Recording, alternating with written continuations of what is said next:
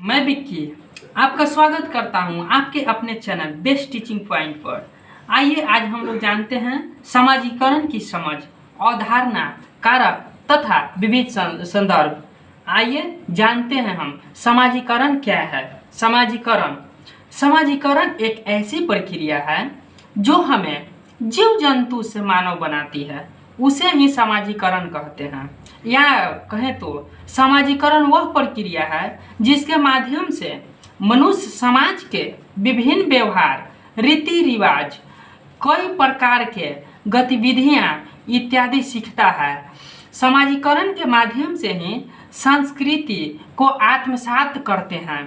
Sigmund Freud के अनुसार, ये मनोवैज्ञानिक हैं, कहते हैं फ्रायड इस बात पर जोर देते हैं कि मानव व्यक्तित्व का एक बड़ा हिस्सा बचपन में बनता है और शेष जीवन के दौरान यह विस्तृत और तेज होता है।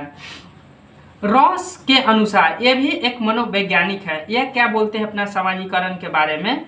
समाजीकरण से अपने समाज के सदस्यों को मान्य व्यवहार प्रतिमानों के अनुरूप बनता है। चलिए को प्रभावित करने वाले कारक, आइए कौन कौन कारक है भाई अपना समाजीकरण को प्रभावित करेगा।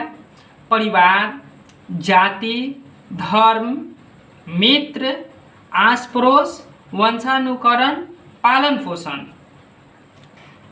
बच्चों का समाजीकरण में माता पिता, परिवार, पड़ोस, जेंडर एवं समुदाय की भूमिका है। क्या क्या है भाई अपना ये समाजीकरण में बच्चे का क्या भूमिका है, माता पिता का क्या भूमिका है, आइए इसको हम जानते हैं।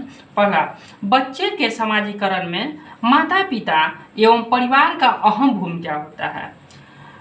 बच्चे अपने माता पिता, परिवार के अन्य सदस्यों से व्यवहार, प्रेम, सहानुभूति, नैतिकता, सामाजिक गुणों को सीखता है। दूसरा जानते हैं, बच्चे का समाजीकरण में आस पड़ोस का अहम योगदान होता है। जिस प्रकार स्कूल में बच्चा को जैसा सिखाया जाता है वैसा ही सीखता है, उसी प्रकार बच्चा अपने आस पड़ोस में जो देखता है वही सीखता है।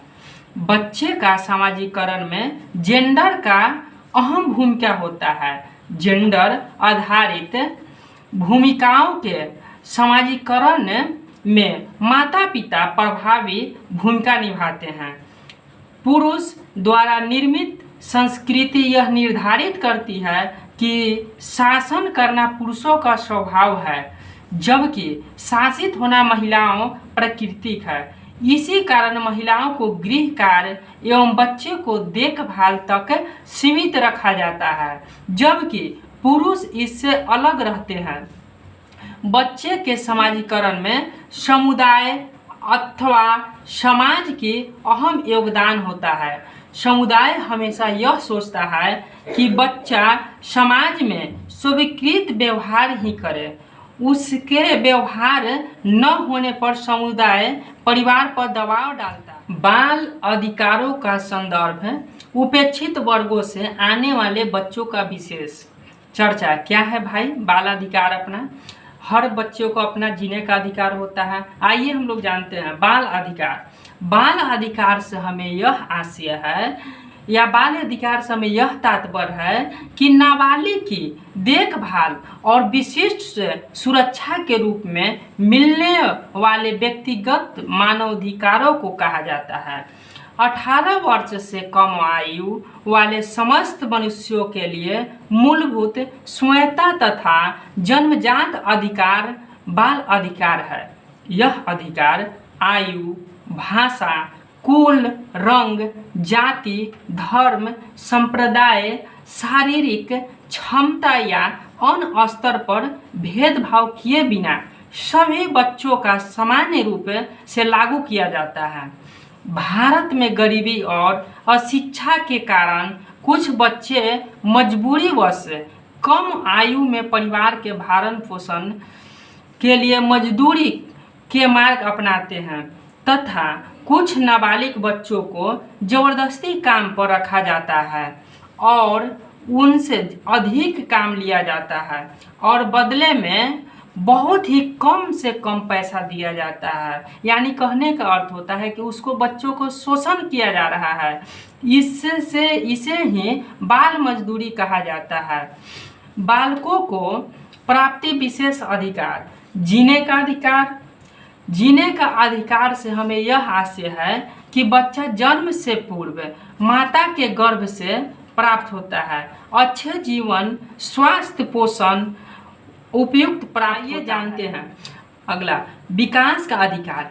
विकास के अधिकार से हमें यह आशय है या तात्पर्य है कि बच्चे के विकास के लिए विभिन्न प्रकार के कार्यों में सामाजिक हो, सांस्कृतिक हो एवं मनोरंजनात्मक गतिविधियों में शामिल होने का अधिकार है तथा बच्चे का सर्वांगीण विकास होना विकास का अधिकार है। यानी सर्वांगीण विकास कहने का मतलब होता है चौमुखी विकास, चारों तरफ से बच्चे का विकास हो। संरक्षण का अधिकार है। संरक्षण का अधिकार क्या है भाई? तो संरक्षण का अधिकार से हमें यह तात्पर्य है या संरक्षण का अधिकार कहने का हमें यह आशय है कि बच्चे ज़्यादा संवेदनशील होते हैं। इन्हें दुनियादारी का सही गलत का फर्क नहीं होता है तथा इन्हें जैसे हम ढालेंगे वैसे ही ये बच्चा रहेगा। सुरक्षा एवं संरक्षण की आवश्यकता इन्हें जरूरी है।